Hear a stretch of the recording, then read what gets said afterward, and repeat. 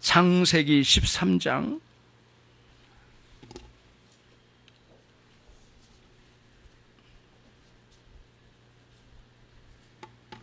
창세기 13장 14절로 18절 말씀입니다.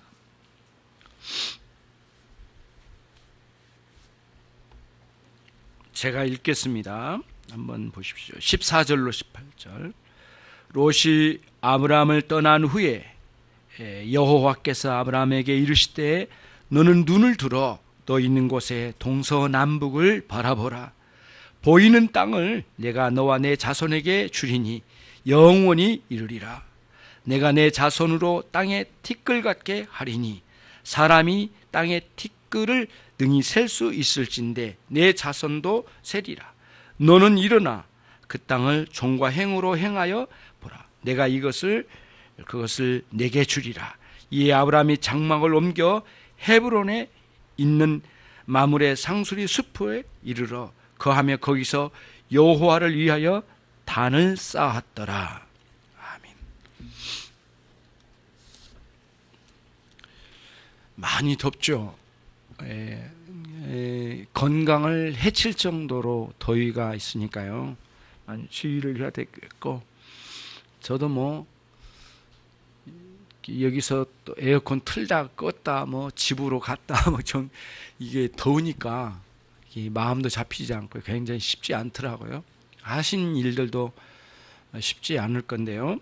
건강을 잘 챙겨 나가시는 이제 몇 주간 제가 볼 때는 앞으로 한 달 정도 이상은 굉장히 더울 것 같은데 잘 견디시고, 또 이때 건강을 잃으면 아주 급속도로 체력이 떨어질 거예요. 그래서 건강하실 바랍니다. 지난주에 우리가 들었던 말씀은 이제 13절까지의 말씀이었어요. 아브라함의 배려, 먼저 네가 택해라. 조카 롯이 땅을 택했는데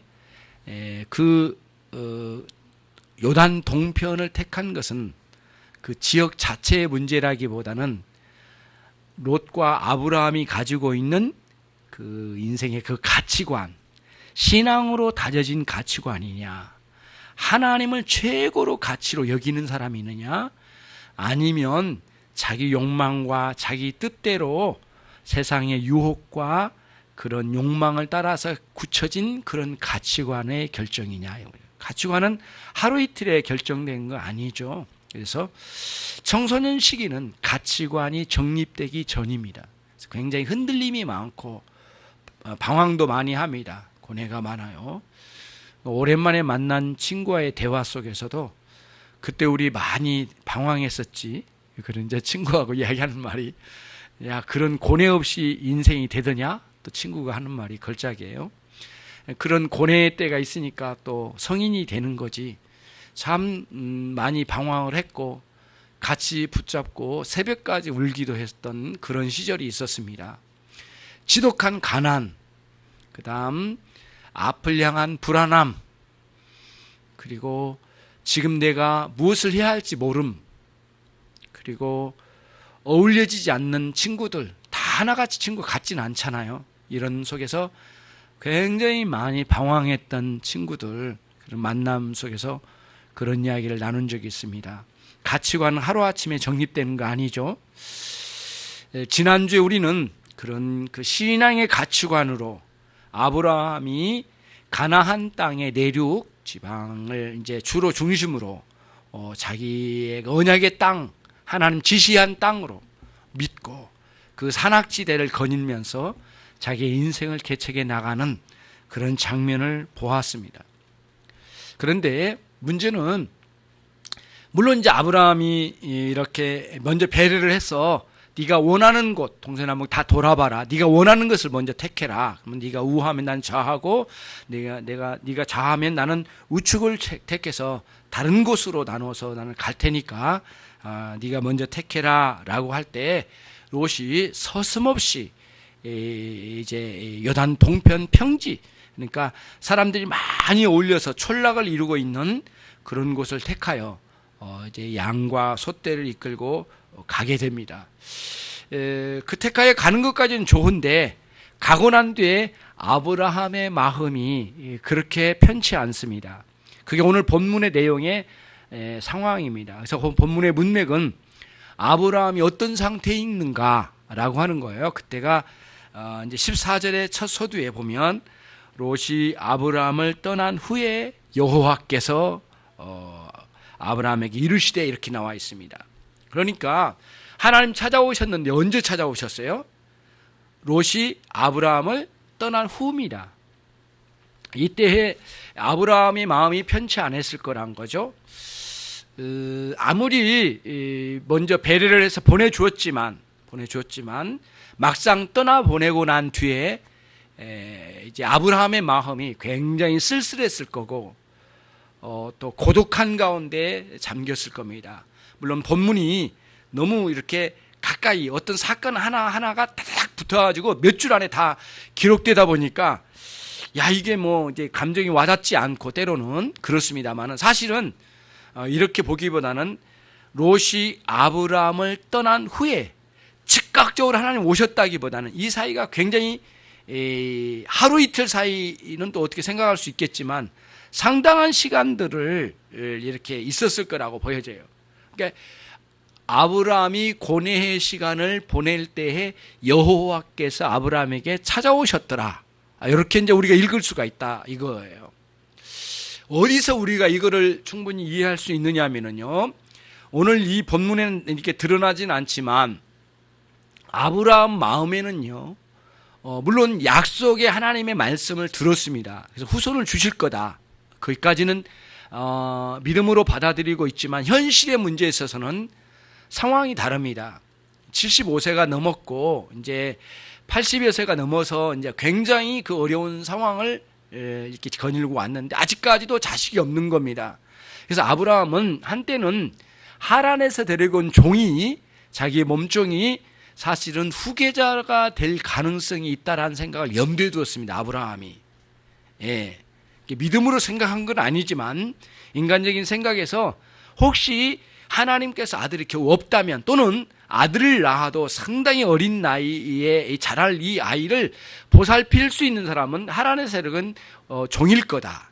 근데 거기에다가 굉장히 롯은 그야말로 자기 곁에서 자식이 없는 이 상황을 돌보는 조카일 뿐만 아니라 자기가 아들을 늦게 낳는다 하더라도 그 아이를 돌봐줄 수 있는 최소한의 친척이 될 거고, 그리고 아이가 어떻게 자랄지 모르지만 상당 기간 동안 나는 노쇠하고 아이는 너무 어린 그 공백이 있는 기간 동안만큼이라도 롯이 어느 정도는 감당해 줘야 할 상황이 도래하지는 않을까라고 하는 많은 생각을 갖지 않을 합리적인 생각을 해볼 수가 있는 거죠.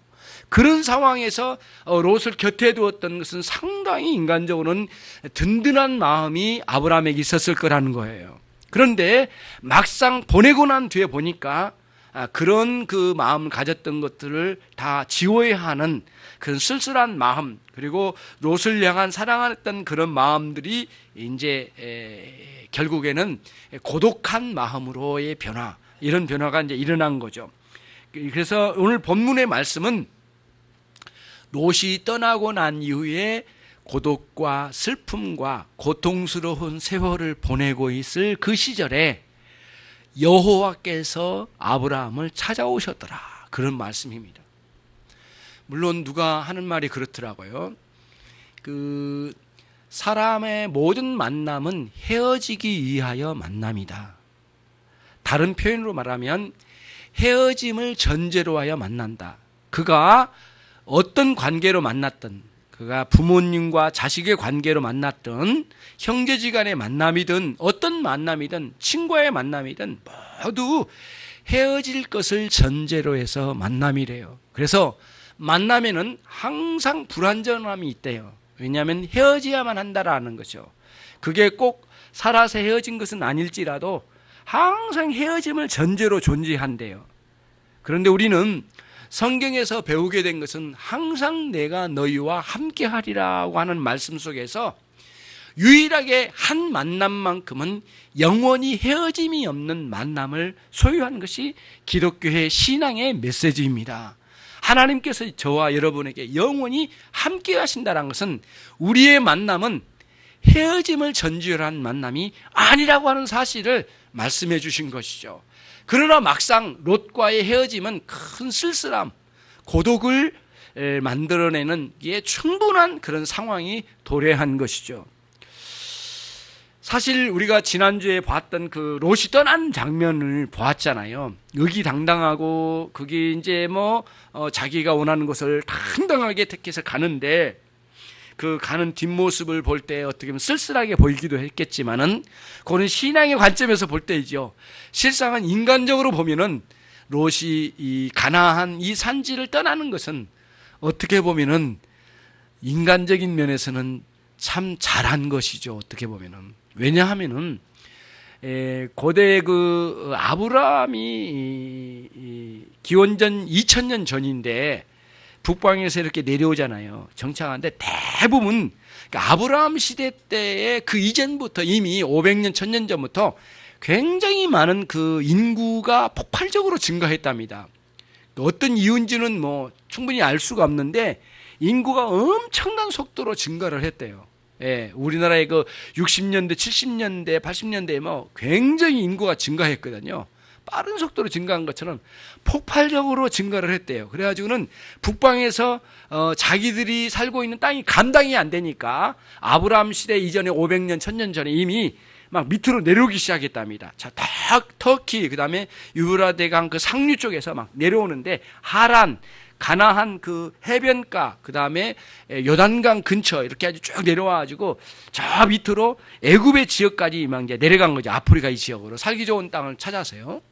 그런 무리들이 수많은 무리들이 있었대요. 부족 단위로. 그래가지고는 옮겨가는데 그때 어떻게 보면 아브라함은 좀 늦은 편이죠. 아브라함은 내려오는 것이. 부족을 데리고 내려온 게 좀 늦은 편인데 이미 사람들이 많이 왔대요. 그런데 유난히도 아브라함이 내려온 그 지역은 사람이 별로 있질 않아요. 왜냐하면은 아주 험악한 산지거든요. 이 산악지대라서 한번 옮겨가기도 굉장히 위험하고 그리고 어디 가서 오랫동안 거치하기도 참 어려운 거예요.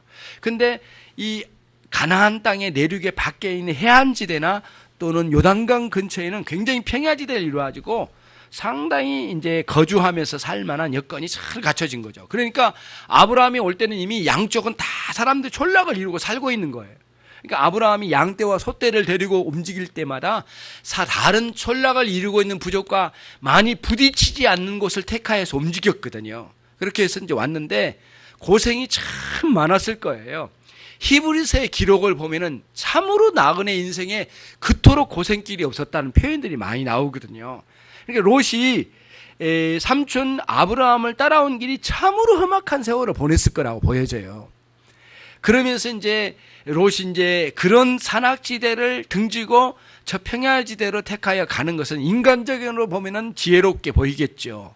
그러나 하나님의 말씀을 따라서 움직여가는 아브라함에게 있어서는 이제 쓸쓸한 이 헤어짐이지만은 그런 광경을 뒤로하고 이제 물러가게 되는 것이죠.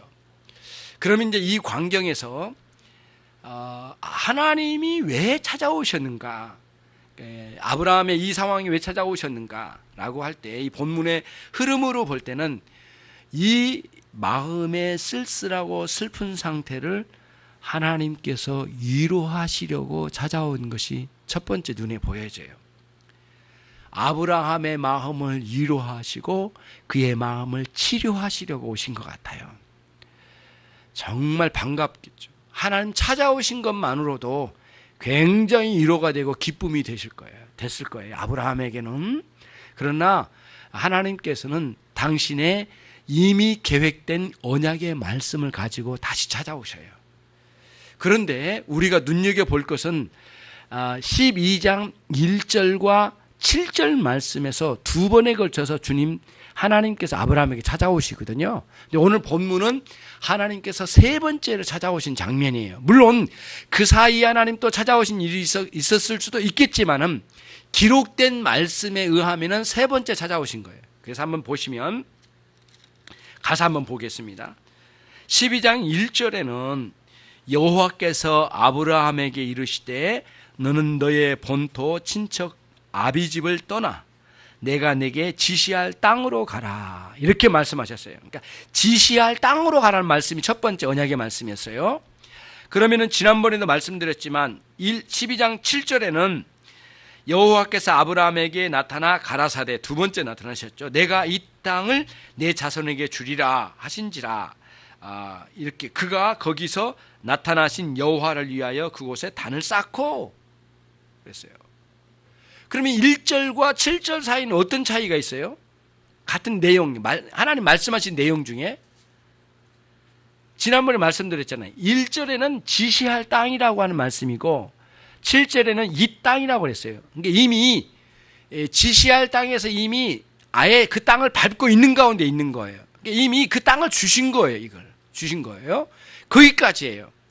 그게 이제 1절과 7절 말씀이었거든요. 근데 13절로 사서 다시 하나님 찾아오신 거예요.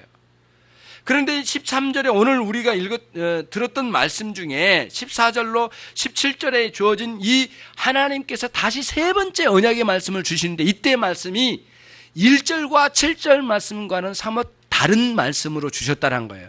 같은 내용이에요. 같은 내용이지만. 그러니까 이때의 말씀은 어떤 내용이냐면은 아예 이 땅을 일어서라는 거예요. 그리고 밟으라는 거예요. 그리고는 횡과 종으로 옮겨 다니라는 거예요. 걸으라는 거예요. 밟으라는 거예요. 그러니까 여기서 횡과 종이라고 표현했는데 우리 어법으로 말하면 이런 거예요. 전국 내가 줄 땅 전국 방방곡곡을 다 돌아다녀라. 그런 개념이에요. 이 말씀이. 그러니까 사실은 여기는 그렇게 다녔다라는 단언적인 말씀은 없지만은 모세가 후대해 500년 600년 후에 모세가 기록한 이 말씀 속에는 어떤 뉘앙스가 있느냐면은 그때에 여호와를 만나고 난 이후에 여호와를 만나고 난 뒤에 아브라함은 전국 방방곡곡 다시 말하면 가나안 산지를 상당히 많이 운행하면서 돌아다녔다. 다닌 다음에 헤브론에 정착하였더라. 그리고 거기서 여호와께 단을 쌓았더라. 이런 뉘앙스로 기록된 말씀이에요. 그러니까 결국에는 예전에는 그 땅에서 이 땅이다라고 말씀을 주셨지만 이제는 일어나라. 일어나라는 게 뭐예요? 뭔가 행함으로 옮겨가라는 거거든요. 근데 사실 그러기에는 너무너무 좌절스러운 상황이에요. 그토록 믿었던 조카가 휙 떠나서 이제는 가산을 다 나눠서 갔지요. 상당히 도움이 될 거고요. 사람들이 배신하더라도 조카만큼은 배신하지 않을 거라는 이런 안정감이 인간적으로 있었을 거란 거예요. 그런 거를 제거하신 하나님, 띄신 거예요. 그 속에서 굉장히 아픔을 경험했고 일어나 방방곡곡을 돌아다니기는커녕 좌절스럽고 슬프고 고독함 가운데 지금 주저앉을 상황이란 말이에요. 그때에 여호와께서 오신 거예요. 그게 이 본문의 내용입니다. 그러니까 저와 여러분의 인생의 과정에 이런 상황이 참 많아요. 우리 인생은 이렇게 굳은 날도 있고 맑은 날도 있죠. 슬픈 날도 있고 기쁜 날도 있습니다. 좌절스러운 날도 있고 희망이 가득한 날도 있어요. 하나님은 이런 날들을 다 우리에게 허락하신다는 거예요. 그런데 그 상황 속에서도 하나님 우리를 이끌어내신데 오늘 특별히 아브라함을 만나주셔서 그에게 이런 상황 속에서 위로의 말씀, 근데 그 위로의 말씀은 다른 말씀이에요. 이미 주셨던 언약의 말씀을 다시 확인시켜 더 성숙된 말씀, 더 점진적인 말씀, 이전보다는 더 확실하고 더 점진적인 말씀으로 아브라함에게 허락해 주신 장면이 오늘 본문의 말씀의 내용이에요. 그게 이 본문의 내용입니다. 그러므로 저와 여러분이 이제 인생을 살다 보면은 참으로 낙심이 되고 도저히 일어설 수 없는 낭망스러운 상황이 놓여질 때가 있어요.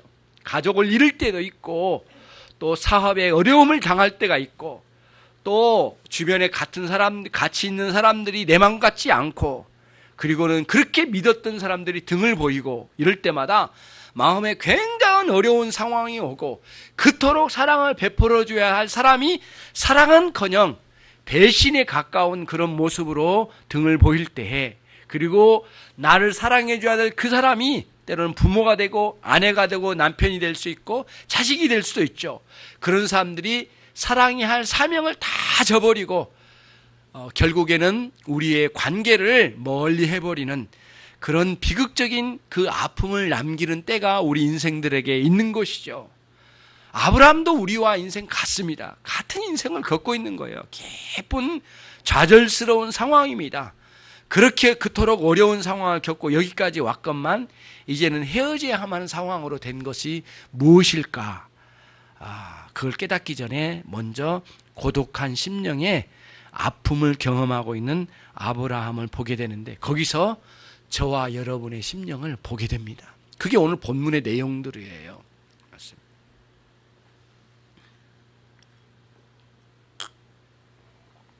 그러면은 이런 생각을 이제 해보는 겁니다. 이 본문을 통해서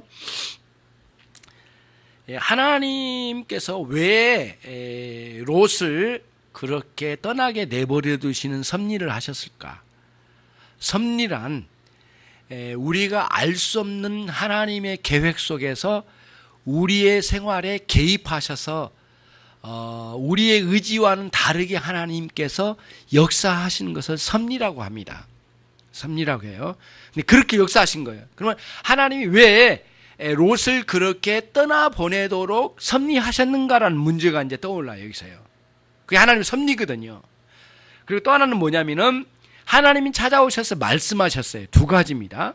이 본문에서는 아브라함의 인생에 개입하셔서 역사하시는 두 가지 사건을 보여주셔요. 하나는 쉽게 깨닫기 어려운 섭리의 역사가 하나고, 두 번째는 명확하게 깨달음을 허락해 주시면서 들려주시는 말씀의 역사예요. 이 두 가지 역사입니다. 그러니까 아브라함에게 두 가지 역사가 병돼요. 그러면 이제 여기서 보는 거죠. 하나님께서 롯을 떠나게 하심은 무엇일까? 왜 그렇게 하셨을까의 문제예요. 그러면은 이런 거죠. 이런 생각을 해볼 수가 있거든요. 아니, 롯은 뭐 버린 사람인가? 또 그러면 왜 버렸는가? 아브라함은 택하고 왜 롯은 버렸는가라고 하는 그런 속에서 하나님께서 사람을 차별하시는 건 아닌가? 어떻게 해서 언약의 백성에서 마치 제외시키듯이 이렇게 멀리 떠나버려 버렸는가? 하나님께서 섭리 중에 하나님이 하신 일이라면 그런 문제가 이제 우리에게 떠올라요. 그때 이 본문을 읽어볼 때 우리들은 볼 때 하나님이 차별하시는 것처럼 느껴지지만 하나님의 역사의 전 과정을 보면 우리의 잘난 거나 우리가 소유한 거나 우리가 어떤 지위에 있거나 어떤 존재 자체를 두고 차별하신 하나님은 아니셔요. 그러나 하나님은 반드시 구별하시는 하나님이세요. 차별과 구별 사이는 큰 차이가 있습니다. 차별은 뭔가 인간적인 어떤 그 차별을 두고 이렇게 버리듯이 한 것이지만, 구별이라고 하는 면은 다른 면이 있습니다. 구별은 어떤 의미가 있느냐? 하나님의 거룩하신 구원의 계획을 이루어 나가시기에 속되고 거룩하지 않는 요소를 제거해 나가시는 사역의 역사예요. 그게 거룩하심을 위하여, 하나님 당신의 계획의 거룩함을 위하여 구별해 내시는 장면이, 이 장면이 그 관점으로 봐야 됩니다. 이 본문. 그래야만 왜 그 롯을 버리듯이 버렸는가라고 하는데, 아니, 롯은 그런 속된 것을 택한 것에 대하여 하나님께서 그거를 구별시켜 내신 거예요. 그래서 하나님께서 구원의 계획을 정결케 하시고 거룩하게 이끌어 나가신 장면으로 이 본문을 읽어내려갈 필요가 있어요. 그런 방식으로 역사하신 거예요. 그러니까 저와 여러분에게 때로는 아픔이 있고 어려움 속에서 우리 인생에 뭔가를 띄어내고 갈라낼 때마다 하나님 우리를 당신의 백성 삼으시고 난 이후에 거룩한 백성으로 이끌어내시기 위한 하나님의 아주 심오한 계획 속에 일어나는 섭리의 역사라는 사실을 배우게 되는 것이죠. 아브라함의 삶에서 그거를 우리가 배우게 되는 거예요. 그렇게 역사하신 거죠. 동시에 하나님께서는 말씀으로 우리를 이끌어내신 거는 본문의 말씀으로 같이 한번 읽어보도록 하겠습니다. 14절 중간에 너는, 거기서부터 읽겠습니다. 너는 눈을 들어 너 있는 곳에서 동서남북을 바라보라. 보이는 땅을 내가 너와 내 자손에게 주리니 영원히 이르리라. 내가 내 자손으로 땅에 티끌 같게 하리니 사람이 땅의 티끌을 능히 셀 수 있을진데 내 자손도 세리라. 너는 일어나 그 땅을 종과 행으로 행하여 보라. 내가 그것을 내게 주리라.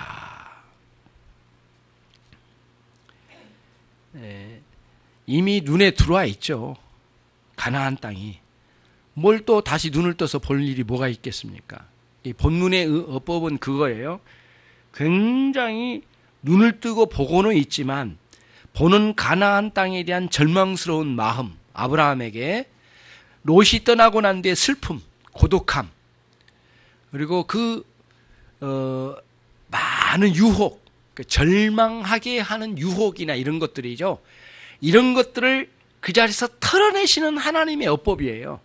그러면서 보라는 거예요. 지금 이미 보고 있는 거잖아요. 그러나 그렇게 슬프고 쓸쓸하고 고독한 마음이 아니라 나 여호와가 너와 함께 하니까 이제는 그 조카를 의지하는 인간적인 마음의 수준에서 이 가나안의 험악한 산악지대를 거닐 수 있는 그런 삶이 아니다. 이제는 나 여호와와 함께 거닐어야 할 가나안 땅의 산악지대다. 그리고 험악한 이 세상을 너는 나와 함께 갈 자다.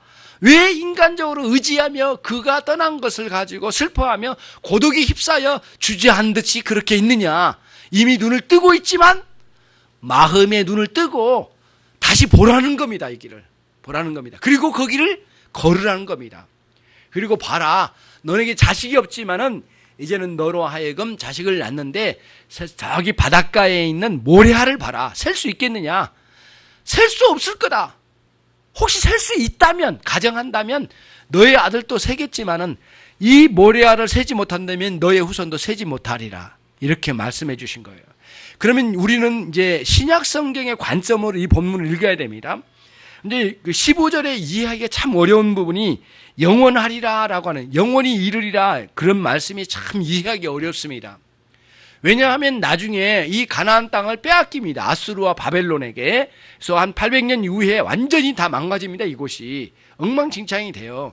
500년 이후에, 그 다음에 또 800년 이후에 굉장히 거의 망가진 상태가 되거든요. 그러니까 아브라함으로부터는 한 1000년 후에는 완전히 망가진 상태가 돼요. 이곳이 엉망진창이 됩니다. 이곳이. 근데 그러면 뭐가 영원합니까? 이게 이제 의문점이 있는 거예요. 그래서 히브리서 11장을 빌어서 우리가 올 때 아브라함은 천성을 바라보면서 하늘나라를 본향으로 삼고 살았다고 그랬어요. 아브라함이.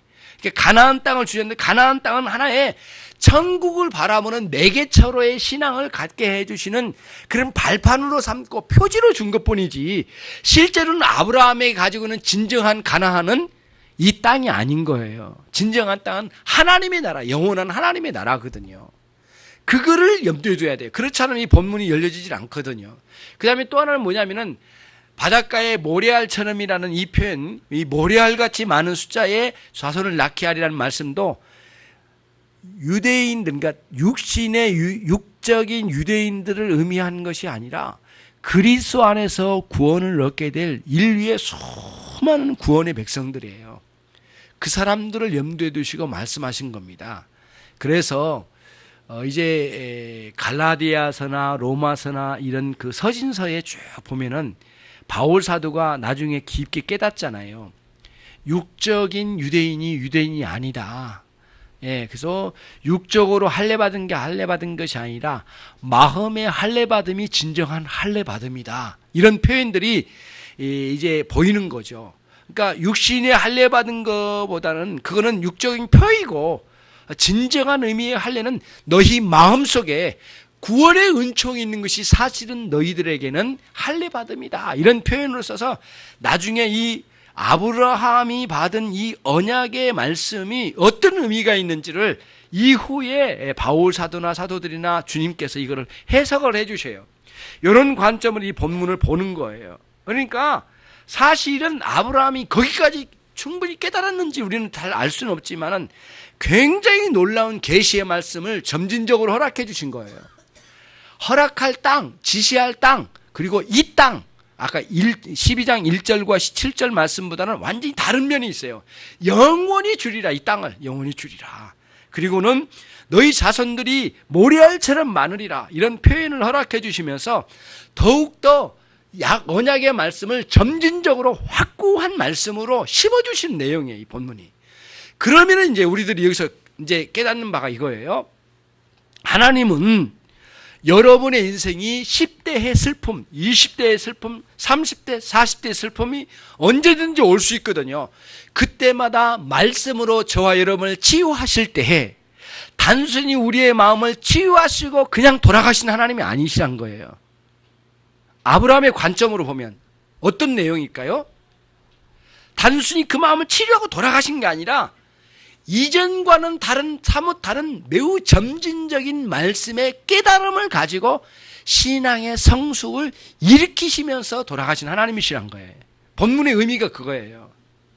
그러니까 항상 하나님은 어느 순간 우리를 치유하시고 우리의 마음의 슬픔을 가라앉게 해주시고 그냥 가시며, 그리고 나중에 또 슬픔을 찾아오고, 반복적으로 우리를 다뤄가신 하나님이 아니시고 그분은 우리 인생에 계획이 있으셔서 점진적으로 그때 10대에, 20대에, 30대에, 40대, 50대에 일어난 그때마다 나를 만나주신 그 하나님은 이전과는 다른 굉장히 높은 수준의 말씀의 깊이와 높은 수준의 신앙의 세계를 우리를 이끌어내신데, 이전보다는 다른 하나님의 계획과 뜻, 그 하나님이 어떤 분인가를 더 많이 알아가게 하시는 방식으로 우리에게 말씀을 주신다는 거예요.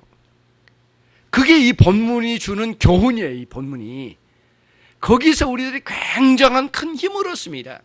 이전에도 나를 달래주시고 지금도 나를 달래주신데 이전과는 다른 더 깊은 은혜의 말씀으로 새롭게 해 주셔야 된다는 거예요. 그래서 우리들이 추구해야 할 방식은 신앙에서 추구해야 될 게 뭐냐면은 이전처럼 그 정도 수준에서 말씀의 은혜를 누리는 것은 안 된다는 것을 말씀드리고 싶은 거예요. 다시 말씀드릴게요.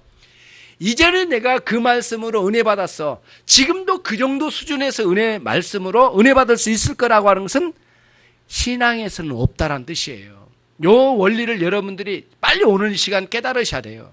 그러니까 이전처럼 그 정도가 아니라 더 깊은 은혜의 말씀으로 가는 거예요. 그러니까 10년, 20년, 30년 신앙생활을 하는데도 왜 내가 신앙생활이 성장이 안 될까라고 하는 것에 대해서 여러분들은 의문이 날 거예요. 그때의 의문에 대한 답이 뭔 줄 아세요? 이 말씀. 오늘 말씀이 답이에요. 예전 같은 은혜의 수준으로 가려고 하는 것은 참으로 오만된 생각이에요. 그거는 성경적이지 않아요. 인간적인 생각일 뿐이에요. 이전과는 다른 더 깊은 은혜의 말씀으로 들어가지 않고는 저와 여러분의 신앙은 자라가기가 쉽지 않다는 거예요. 어렵다는 거예요. 계속해서 말씀의 성숙을 이루어가는 거예요. 깊이 있는 말씀, 더 높고 넓은 말씀, 그 충만한 은혜의 말씀에 더 디테일하게 그 은혜의 말씀으로 들어가는 거예요. 맨날 십자가에서 그 십자가 반복적인 말씀으로 은혜가 될 거다? 그건 생 거짓말이에요. 그건 있을 수가 없는 거예요. 그렇지 않아요. 그렇게 은혜가 주어진 게 아니라 그 십자가의 의미가 무엇인지를 더 깊이 알아간 쪽으로 은혜가 주어진다는 거예요. 이 원리를 찾아가지 않으면 절대 여러분 신앙의 성장이 없습니다. 그래서 오늘 도전해야 됩니다. 여러분. 그래서 예전하고는 다른, 작년과는 다른 은혜의 말씀이 더 열려지지 않으면 안 된다는 거예요. 그거를 기도하셔요. 예. 그냥 지시할 땅, 그냥 이 땅이 아니에요. 일어서야 할 땅이에요, 지금은. 그리고 걸어가야 할 땅이에요. 그리고 전국 방방곡곡을 돌아다녀야 될 땅이에요. 그리고는 그 일은 고달프기도 해, 사실은. 육체적으로. 그럼 영혼은 더 많은 활력과 은혜의 요소를 마음껏 누리게 될 거예요. 그 말씀의 은혜의 원리를 깨닫지 않으면 절대 안 된다는 거예요. 여러분, 내가 이 정도의 말씀을 깨달아서 신앙생활을 하잖아요. 이 정도에. 그러면 세상과 마귀의 세력은 그 정도 수준에서 유혹을 합니다, 또. 그럼 우리는 어떻게? 더 높은, 더 깊은 은혜의 말씀으로 가면은 이렇게 따라와요, 이렇게. 계속 신앙이 성숙하면서 말씀의 깊이를 더해가는 거예요. 그러면서 신앙이 성숙해져 가고 그 다음에서 또 인격적으로 하나님과의 관계가 참 돈독해질 뿐만 아니라 인격의 성숙을 이루어나가는 과정이 있는 거죠. 작년이나 지금이나 늘 거기서 맴돌아. 그래서 여러분 이런 속상할 때가 있지 않아요, 여러분? 나는 왜 이렇게 힘든가? 내가 왜 힘든 자리에 왜 맨날 그 자리에서 힘들까? 짜증나지 않아요, 여러분? 왜 넘어진 자리에 맨날 네가 넘어질까? 왜 고달픈 자리에 왜 굉장히 고달플까? 왜 시험 든 자리에 맨날 그 자리에 엎드려서 있을까? 요게 굉장히 우리로 하여금 도전을 주는 거, 이런 인식을 한번 해보세요. 있을 수 없다. 다시는 이런 곳에 내가 넘어지지 않으리라. 이런 각오를 해야 되잖아요. 근데 여러분, 영적인 일에 있어서는 신자들이 너무너무 이거를 어둠 가운데 그냥 버려두는 거예요. 그리고는 넘어진 자리에 수십 번 넘어진 거예요. 넘어지지 말라고 편말을 하나 꽂아놨으면 좋겠구만 또 가는 거예요, 그 자리에. 그러면 안 된다는 거예요. 그 뭐냐면은 그러니까 넘어진 자리는 항상 그냥 일어나야 될 자리예요. 그리고 걸어야 될 자리고 좀 뭔가 새롭게 가야 될 자리고 말씀에 깊이 있는 자리를 가야 되는데 다시 돌아가. 아직도 지시할 땅이야. 그러면 안 되잖아요. 아직도 이 땅이야, 그냥. 지금은 걸어야 될 땅인데도. 이런 신앙의 성숙, 언약의 말씀에 그렇게 높이, 깊이 있는 말씀. 십자가, 반복적인 십자가를 말하면 안 돼요. 그렇게만 말하면 안 되고, 그 반복하지만 그 안에 의미를 깊이 깨닫는 것을 소유한 채로 십자가를 말해야 되는 거죠. 이 원리를 굉장히 중요하게 다뤄가야 돼요. 진리의 세계를 그래서 가는 거거든요. 그래서 반복적인 신앙생활을 그렇게 하려고 하지 말자. 나 이래서는 안 되겠다. 넘어진 자리 왜 내가 또 넘어지냐. 이럴 수 없다. 그리고는 그 의미가 뭔지, 넘어진 자리가 뭐고, 거기서 내가 왜 안 고쳐졌는지, 뭐가 문제인지, 그리고 그때에는 이런 말씀 주셨는데 지금은 이 말씀 주신 것, 이유는 뭘까? 이렇게 해서 가는 거예요. 여러분, 제가 드린 말씀을 잘 기억해 두셔요. 저는 그 여타의 이전에 우리가 섬기던 교회를 비난하는 사람은 나는 옳지 않다라고 단언적으로 말씀드려요. 비난하지는 마세요. 잘못된 것은 구별은 하지만은, 그러나 여러분의 상황에는 그때 그 교회를 허락해 주신 하나님이 정말 놀랍게 적절하게 그 교회를 여러분 가운데 허락해 주셨던 곳이에요. 저도 한 20여 개 교회를 걸쳐서 어릴 때부터 여기까지 왔거든요. 시골부터서요. 굉장히 많은 것을 경험하고 왔습니다. 교회에서 별의별 것을 다 봤습니다. 저는 못 볼 거 다 봤어요. 예. 성도들이 어떤 마음으로 살고 있는지까지 다 보일 정도로 너무 험악한 세월을 많이 보냈거든요. 그런데 하나님이 잘 살펴보니까 그때는 그 교회가 나에게 맞았던 거예요. 예. 그래서 그거를 뭐 깔보거나 그럴 게 아니에요. 또 지금도 그 교회는 성숙되어 있을 거예요. 그럼 오늘 여기에 온 우리들은 지금 왜 우리 인천열린교회를 허락해 줬는가? 그리고 왜 인천열린교회 이 말씀 사역 하는 곳에 나를 여기 보내주셨는가? 그거를 빨리 깨닫는 거예요. 저는 다른 거는 모르겠어요. 딱 한 가지. 말씀에 깊이 있는 자리로 인도하는 계기를 삼을 거다. 그거 하나만큼은 내가 말씀을 드리고 싶어요. 그래서 예전에 가지고 있던 신앙의 말씀의 세계에는 또 다른 면이 또 있구나 라고 하는 것을 또 한 발짝 가는 거예요. 그래서 신앙은 징검다리예요. 하나 건너고 또 하나 건너는 거 이렇게. 그리고 이미 건너온 다리도 너무나 효용 가치가 있고 누군가 또 거기를 건너올 쌀이야. 그 자리에 가는 거 이렇게 하면서 성숙해 가는 거거든요. 아브라함이 그 길을 갔어요, 여러분. 오늘 본문이 그런 의미가 담겨져 있어요. 그래서 절대 여러분 슬픈 날, 어려운 날, 너무 비참하고 눈물이 많이 나린 날이 있어요. 그날이 뭔가 하나님이 나를 새롭게 만나주시려고 하는 전조의 전조. 아브라함이 지금 롯을 보내고 난 뒤에 슬픔은 하나님이 오시겠다고 하는 전조의 전조. 그거를 보여주신 거거든요. 그리고 하나님 오셨어요. 그리고 말씀하신 거예요. 그러면 이제 우리 인생을 하나님 어떻게 인도하신가 보자고요. 아브라함 그대로예요. 아브라함 우리가 똑같습니다. 아브라함을 하나님 이끌어 가실 때에 섭리의 역사로 이끌어 가신가 하나, 또 이 본문에서 보면 이 본문 안에서만 볼 때 또 하나는 뭐냐면 말씀으로 이끌어 가신 하나. 두 가지 방식으로 우리의 인생을 이끌어 가신다는 거예요. 그 섭리는 아까 말씀드린 것처럼 우리가 잘 알지 못해요. 내일 일어날 5분 후에 일어날 일 우리가 알 수 없잖아요. 내일 일은 난 몰라요. 잘 모르거든요. 근데 하나님이 이끌어 가실 거예요. 근데 거기에는 슬픔의 계곡도 있어요. 예. 아주 맑고 상쾌한 언덕도 있을 거예요. 깊은 강, 넓은 강을 건너야만 하고 그 높은 산악지대를 넘어야 할 때가 있을 거예요. 분명히. 그런 때가 있어요. 그게 섭리의 과정이거든요. 섭리는 경험하고 난 뒤에서 하는 겁니다. 섭리는. 섭리 전에는, 섭리가 이루어지기 전에는 알 수 없는 거예요. 어떤 일이 일어날지 몰라요. 하나님 그거를 허용하지 않으셨어요. 섭리는 일어나고 난 뒤에서 알아요. 그래서 하나님이 그러시려고 나를 거기에 인도하셨구나. 그렇게 깨달아요. 하나님 나를 그렇게 인도하시려고 거기 인도하셨고 너무너무 힘들었는데 하나님의 섭리예요. 또 하나는 뭐예요? 직접 찾아오셔서 말씀으로 우리에게 허락해 주셔요. 오늘 주일에 주신 말씀같이 명확하게 이지적으로 깨닫는 거예요. 이지적으로 지적으로 깨닫는 거예요. 깨닫고 감정적으로 느끼는 거예요. 그리고는 의지적으로 가는 거예요. 지정의를 발동시키는 말씀을 주신 거예요. 이거는 최고의 말씀이에요. 이거 최고의 방식이거든요.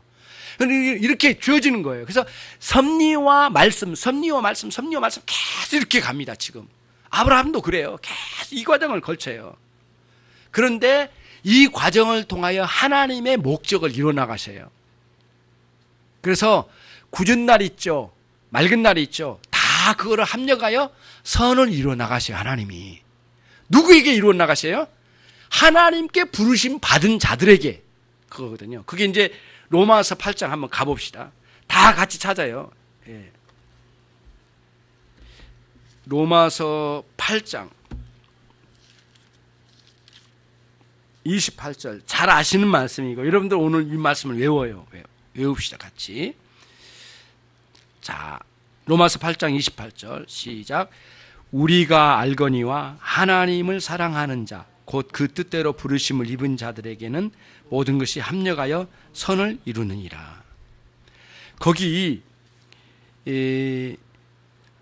그의 뜻대로라고 돼 있죠. 그 뜻이라고 하는 곳에 가로치고요. 이렇게 써놔요. 목적 이렇게 쓰세요.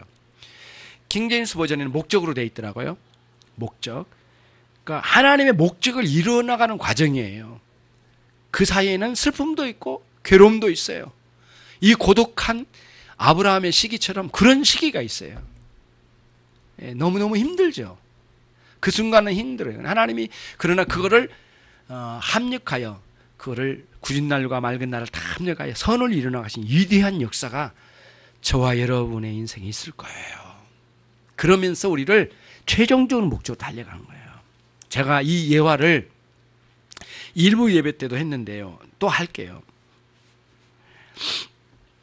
어떤 사람이 실제로 이제 다큐를 봤거든요. 다큐를 봤는데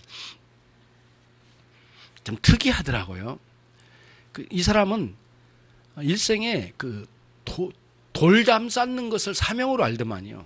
그래서 막 어디 가나 밥만 먹으면 돌담을 쌓는 거예요. 이렇게 돌담을 쌓아요. 그러다가 결국에는 이 사람이 제주도로 가가지고 제주도에서 돌담을 쌓는 1인자가 돼요. 1인자가. 그래가지고 업자 불러다 데려다 놓고 자기가 쌓는데 기술이 대단하더라고요. 근데 두 가지 돌을 쓰더라고요. 두 가지. 하나는 자연석. 이리 굴러다니고 저리 굴러다니고 뭐 자기 마음대로 생겼잖아요. 돌이. 그 돌담을 정확하게 높이와 넓이와 이렇게 길게 쌓거든요. 옆으로 안 튀어나오게 쫙 쌓아나가는데 그 수많은 굴러다니는 돌들을 있잖아요. 여기를 쌓는데 이 공간에는 저 돌, 딱 잡으면 딱딱 맞는 거예요. 이거를 이게 오면서 이쪽으로 옮기면서 이렇게 휙휙 돌리면서 모양을 봐가면서 딱딱 꽂혔는데 딱 맞는 거예요. 이게 기가 막히더라고요. 그래가지고 쫙 나중에는 예쁜 돌담을 쌓아가지고 고급 저택의 돌담을 쫙 쌓아주더라고요. 그냥 수백만 원, 수천만 원씩 받아가 먹고 살더라고요, 이 사람이. 근데 제가 거기서 그걸 봤어요. 두 개로 왔는데, 돌은 두 가지다. 하나는 자연석, 하나는 이런 거예요. 아주 특수한 데는 돌을 가만두질 않아요. 돌을 휙 돌리더니 망치로 탁 내리쳐요. 그냥 딱 쪼개요. 그리고 또 이쪽을 딱 깎아내고 딱 쪼개요. 그래가지고는 거기다 딱 해가지고 맞춰요. 두 가지더라고요. 저는 이 비유가 여러분들에게 너무 좀 유치한 것 같긴 한데, 자연석이라고 하는 하나님께서 우리도 알 수 없는 방식으로 이끌어 나가시는 섭리의 역사 한 가지. 또 하나는 하나님의 말씀으로 아무렇게나 생긴 우리의 심령을 다듬으시는 하나님의 말씀으로 다듬어서 만들어가는 거예요. 그럼 결국엔 나중에는 큰 아름다운 저택, 고급 저택에 아름다운 그 담장을 만들어 완성, 그리고 대문 딱 만들었는데 막 박수치고 좋아해. 주인이 좋아해, 주인이. 주인이 너무 감동해가지고 원하는 돈 주고 웃돈을 또 주더라고요. 너무너무 감사해가지고 예술품. 아주 박수를 치더라고요. 하나님께서 그렇게 하신 거예요. 예. 자연석과 같이 이리 구르고 저리 구르는 그런 과정 속에서 담장에 어느 곳에 끼어 있는 그런 우리의 삶의 어느 모퉁이에 있는 참 슬프고 아픔이 있었던 그 돌멩이의 구름, 그거를 딱 넣고, 때로는 너무너무 안 고쳐 그게 딱 이 시기에는 이게 맞겠다 싶으면은 돌을 돌려서 망치로 때려가지고 쪼개가지고 그 자리에 딱 꽂듯이 말씀으로 저와 여러분의 인격과 성품을 고쳐가지고 그 자리에 딱 꽂아가지고 아름다운 최고의 목적을 따라 하나님이 구원하신 백성답게 아름다운 담장을 이루듯이 우리의 인생을 이루어 나가신 거예요. 이 두 가지 원리를 잘 여러분들이 마음에 간직하고 계시면서 너무너무 슬플 때 감추려고 하지 말고 하나님께만큼은 그 슬픔을 오픈해요. 그 기도예요, 기도. 예.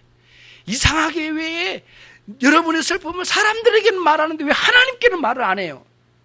하나님께는 꿍해, 마음에 간직해, 말은 안 해, 속상해, 원망해, 불평해. 그게 하나님께 향한 방식이 아니거든요. 사람들에게는 좀 더디 말하더라도 하나님께 먼저 오픈을 해요. 그리고는 그건 기도로 터뜨려요. 슬플 때는 마음껏 울며 기도하는 거예요.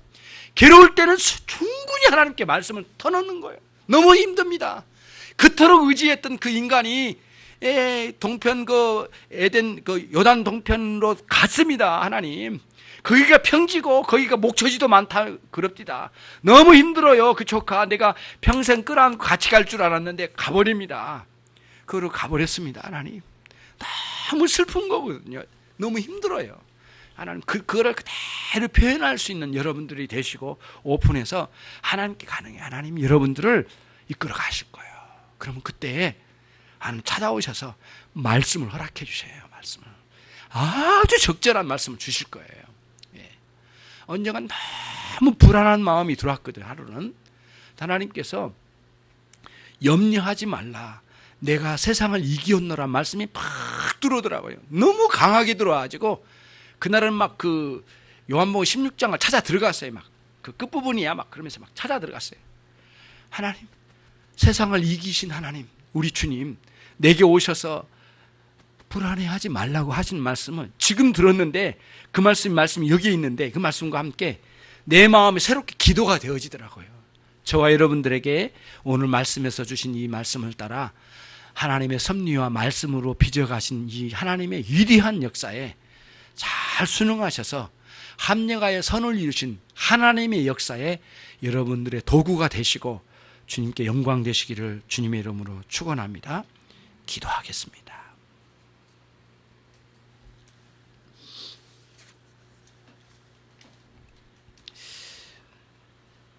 하나님 아버지, 오늘 저희가 아브라함의 고독한 가운데 여호와 하나님으로부터 위로를 받았음을 보았습니다. 우리 가운데는 여호와 하나님의 위로가 필요 없는 사람이 단 한 사람도 없습니다.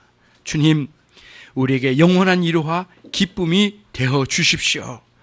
에덴 베델 동편에서 고독한 인생의 시절을 보내었던 아브라함의 마음이 때로는 우리의 마음입니다. 우리를 불쌍히 여겨 주셔서 그 옛 시절 그토록 아브라함을 아끼신 하나님께서 우리를 아껴 주셔서 독생자 예수 그리스도를 늘 보내주시고 보내주신 예수 그리스도 안에 우리가 살 수 있도록 생명을 누릴 수 있도록 허락해 주시옵소서. 날마다 위로와 기쁨이 충만케 하시고 우리의 찬양과 감사가 넘치게 해 주시옵소서. 우리의 인생의 끝자락에서도 후회가 없는 인생을 살아가도록 하나님 말씀과 섭리로 이끌어가 주시옵소서.